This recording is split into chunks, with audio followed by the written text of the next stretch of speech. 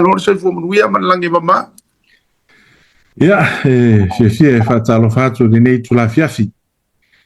I la uftelenga siata, ia le ngata fuilia le paia, ma le mamalo sa moa o whai ona mai moa mai le nei po kalame, lau I loa, I so se tafa o le larolangi. Ia momoli atu le whamalo, mole atu foi le malo le soi fua maua ma le langi mama, ia o te ilua mo mautinoa. I wilawa ina vala, ia ma se foi me o tato nopia iai. Ia o le anga le lei ma le lofa tau mule mule o le tato tapa au sili. O tu sa I tato, malo le soi fua. Ia, tati tau e fatalo fa le anga le lei o le atua, ma lo fo I le soi fua mun man langi mama. Ia va ia tu fo I le mata ngofia fo so tato o tunu isa mo kao sa o ai isi ule wala walungala u fioma. Wai au fili atu po mai o wala vala sangi malau ata. E fa matala mai ai. Everything is all right. Ai ore ata o lau fionga I le polisi. O ta penanga mo le malai va lele ya sau. O lea pina mai ai se ata I lunga e atangia mai peise fufuanga fa manino mai lau fionga. A o lea ua kele I upu makala. Ma ua sawe mare manatu o nisi e whapea mai, ai mai se le si whare whaasara lau lea mai au se tālia, ma whapea mai. O le a malaraka kua kuhungula a whaire a ia kulanga o tātou poro ke tima vanga whapea nei, ai mai se o le a whamoe moe e whenga malo, se iau mai ngā se whako whalai. Whaftaia si ata mole, a vesili. Ia. O leo langa le nei tau te olai. O leo whiola whaatasi ai le saito ma le titania. E le mawhai foi e o te mawhau fau ai whae le taimi o Yesu Keriso. Te le wawenga ma mea le lei na whai e Yesu. Ia e solo mua le toa te le fi o tangata e whai ma le fia le whaola. Mo le whaafisi le winga I sa va. O le priority al malo. O le priority al malo. Na whai ale mato debriefing al mako sekta I la stona. O le sila fia e la fustalenga siata o le afionga li pale mia lewa tau aveina I a tiute mamta whaioi o le afionga I a pou, I a onsemo. Taruai le olo whawhengai ma meo whamsinonga. O le afionga na le tamau le atunu lewa wa aia na mato sekta. Na whaila na mako debriefing o CEO umai la stona I na whaile VIP whileolo. E presenta I CEO Wala to plans. Mo sa moa. Ia. Wala u fola sanga na whai. O le ato e whai maota. To e whai a sau. E ma whai no wha pe atu. Ua talia ma le nganga fia le fionga le pale mia. I fola sanga. E o foi la I whangali. Mo si la fio whangali. O lae chip si o le runway. Ia, au leo le awhaka Amerika le tau tato le asphalt. E mawhai moli. E nei mawhai o na se e le waalele le po. Especially when we have emergency cases. Papia na foi la mamauta. O lea la to e whai le terminal I mota. Mo run down the terminal la iai. To e whaka Amerika le runway. Whapi I moli. Ma fai foi no operate le po. Na lule se singa le malo. I le taimina le whala wilo le pa foi sa I sa vai. Na lule le se singa le malo te lona sa mai mo ile atunu. E no o lawa la fionga pale mia marka peneta ya sa. O le mana onga whenga malo to convert our Sau airport as one of the international destination for Samoa. Ia. O le ala na wha CEO I oe le mawhinga malo. Whaonga iei lo mawhau whau sei tulo. O lau avatu le mana o le malo, as a CEO, you have to lead le poloketi. You have to lead from the front. Ia. E mwhino wha pe atu. O lo mana o le iei, ma o le mana o whele o le whinga malo, ia tupu le poloketi lea I le pae inga le nei. Ma e au whapea atu e tupu. Se ana o tātou te plan whatasi ma le atua. Ali. O le tātou te whai mea whatasi ma le atua. O le mea whaile se mana o le atua siata. Mana o le atua i sau plan. Ngai tau le presenti lumo le atua. Na maile le atua le awala e whatau nua. But mele upu, nothing is impossible with God. Everything is possible with God. O le wingo le tala. O le atu e whai asau. Tu e whai asau. O ono whata usanga tanutu to tasisa tātou. O le ase tātou vai. Probably 90% of all developments o uporu. Mali. O le mea ua lewa telina no whaalongo I lea upu. O le mea le lei mo uporu e le lei mo savai. A le fesiti o a whea e tupua. A tātou le whaia la le taimile nei. Le aia se whaia I le lumana.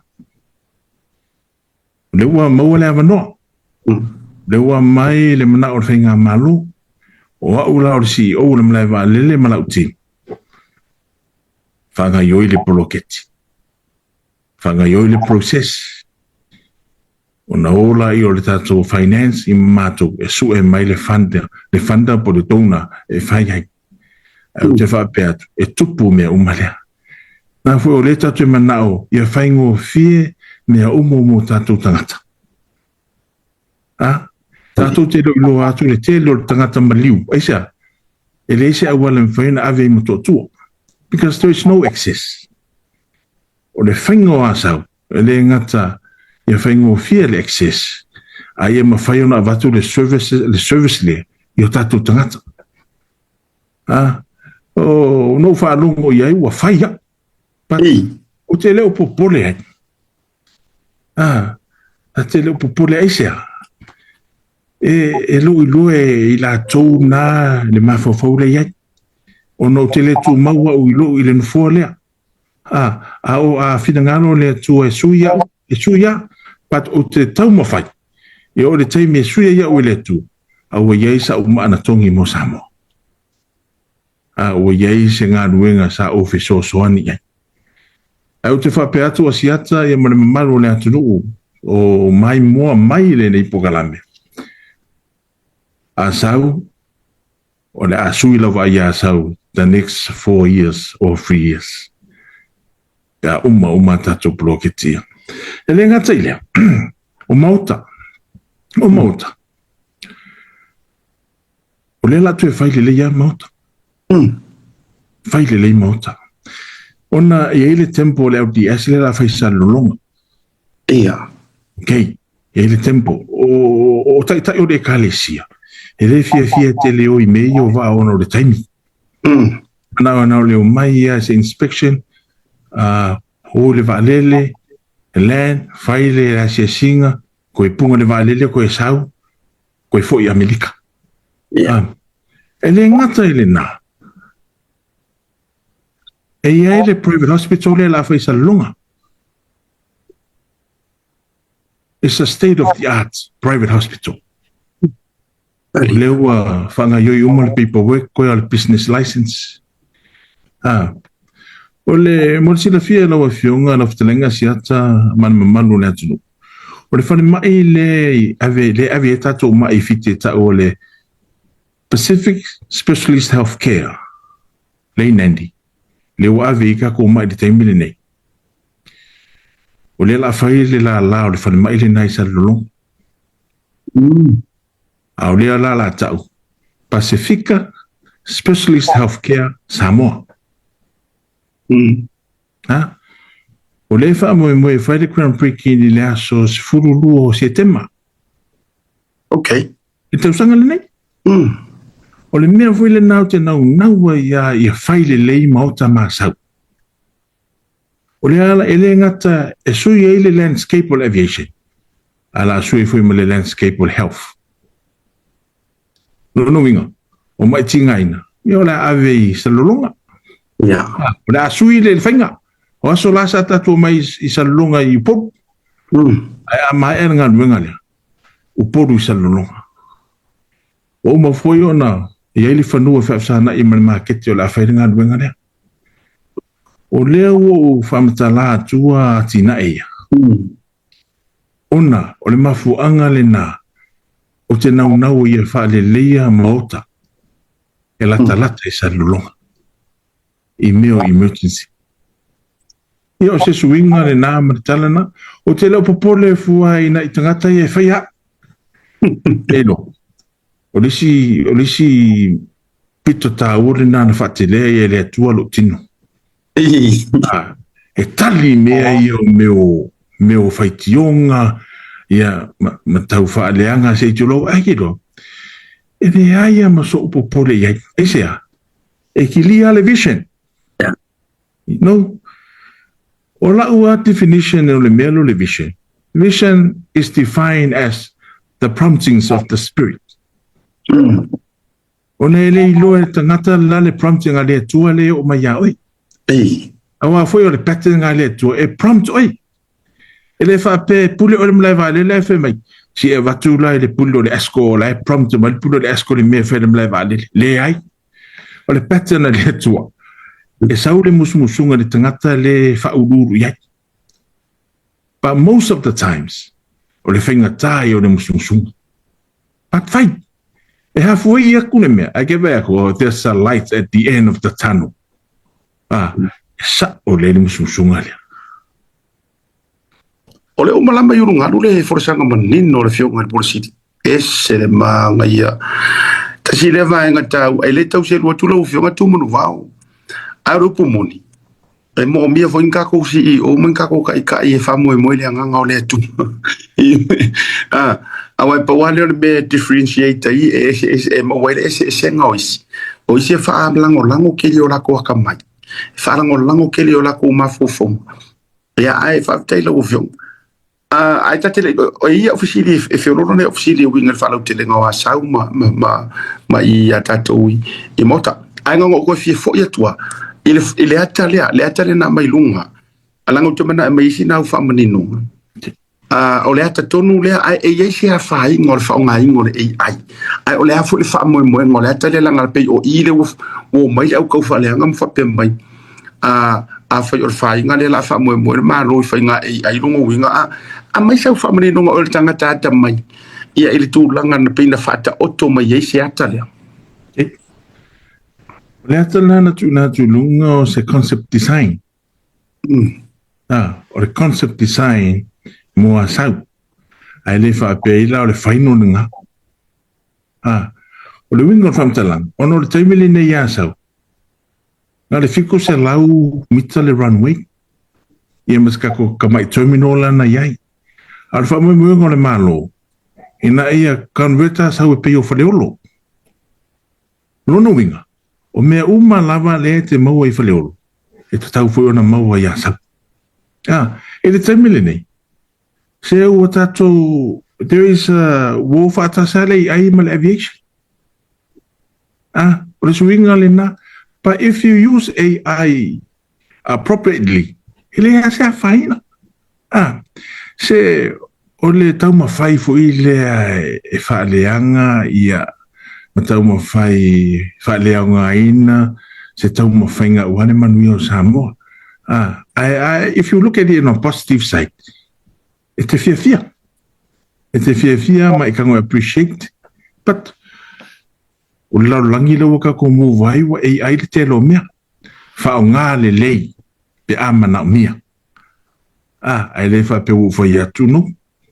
Whao ngā le lei pe amana o mea. E pe ia le AI o le mea o le lei po le Panadol. Pato leone o le whala au le Panadol. It's a painkiller. E te inu pe ati ngā lo uru. Pau ala le o le whala au e ei male upu lea. Take 2 tablets every 6 hours when required. Pe mana o mea.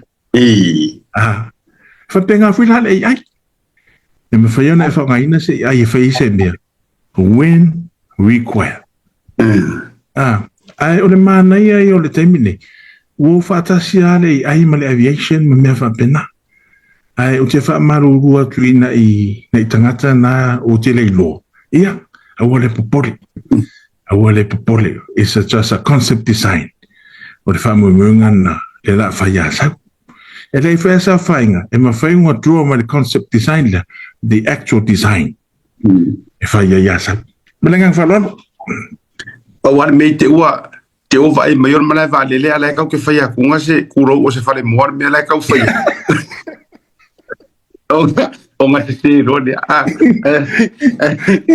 o te lo e silia tu na fai ti o tanga te le ro tu si se to se o se awar ki ya ai longo wo ia la langa inga se lau voi le ngi kuma